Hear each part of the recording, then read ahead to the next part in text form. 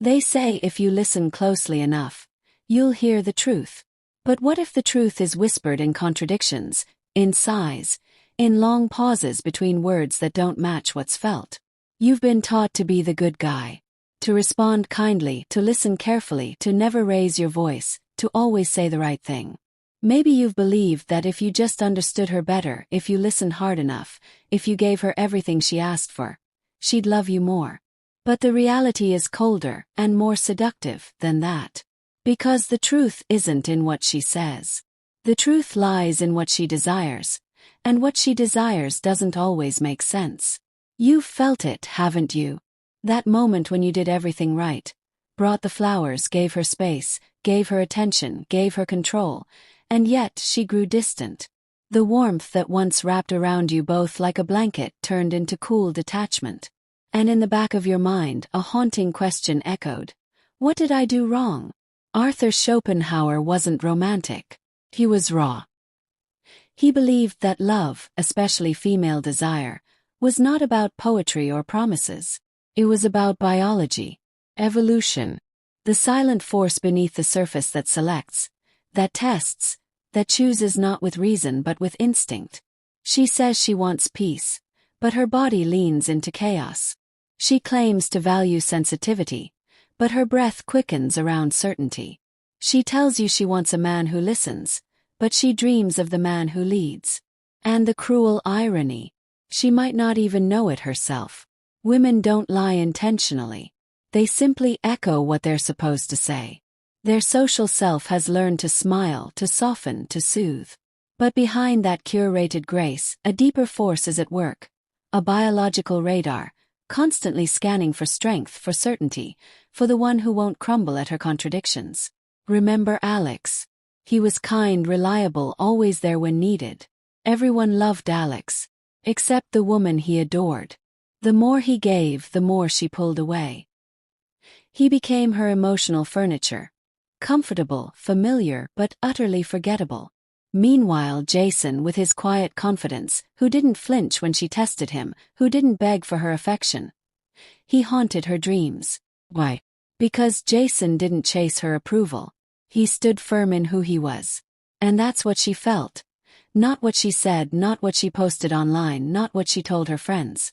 But what her body couldn't ignore. It's not about being rude or arrogant. It's not about playing mind games or pretending to be a bad boy.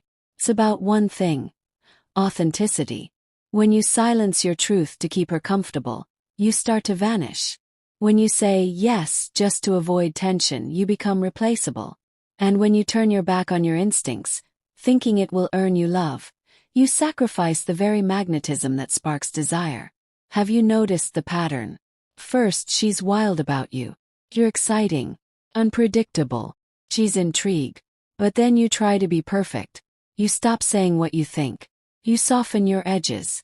You try to earn her love like it's a test. And slowly, she stops reaching for you. Stops texting first. Stops caring where you are. Not because she's cruel, but because the part of you she admired, your fire, your center, your refusal to fold, was extinguished. Schopenhauer understood something we still refuse to say aloud. Women are drawn to strength. Not the loud kind, not the fake swagger, but the kind that doesn't ask for permission to exist. The kind that holds steady when everything else wavers. The kind that says, "This is who I am," and means it. Look around. The men who are the most desired are rarely the ones who bend the most. They are the ones who lead, who listen, but don't beg. Who feel deeply, but never lose themselves. You've been told to be nice. But kindness without boundaries is weakness. Sensitivity without backbone is fragility. Love without self-respect is slavery.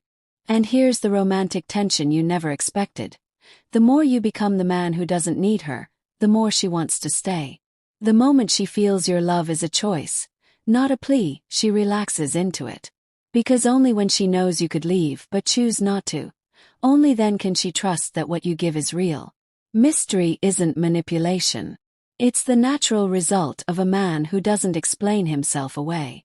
Who doesn't feel the urge to clarify every decision, to decode every emotion, to make himself smaller so she can feel bigger. Don't become the man who's always available but never desired. Don't trade your soul for a seat at a table where your presence isn't cherished. And don't believe that her confusion means you need to be clearer. Sometimes her confusion is the desire, the unknown, the tension between her craving for safety and her lust for unpredictability. You can't solve her with logic. You can only meet her with presence.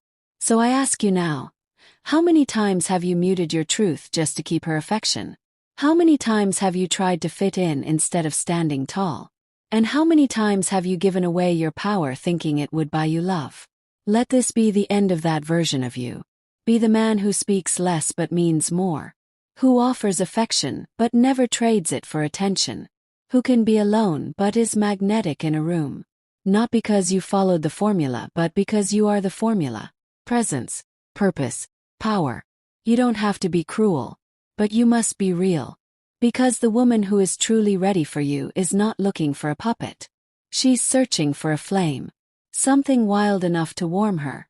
Strong enough to stay lit even when the wind picks up. And when you become that, you won't need to ask for her loyalty.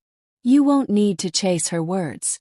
You'll feel her devotion not in what she says, but in what she can't help but show.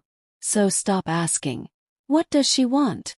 And start asking, am I still being me? That's the only truth that matters. Because in the end, what ignites her desire isn't your obedience. It's your essence. And when you protect that, you stop being a reflection and become a force.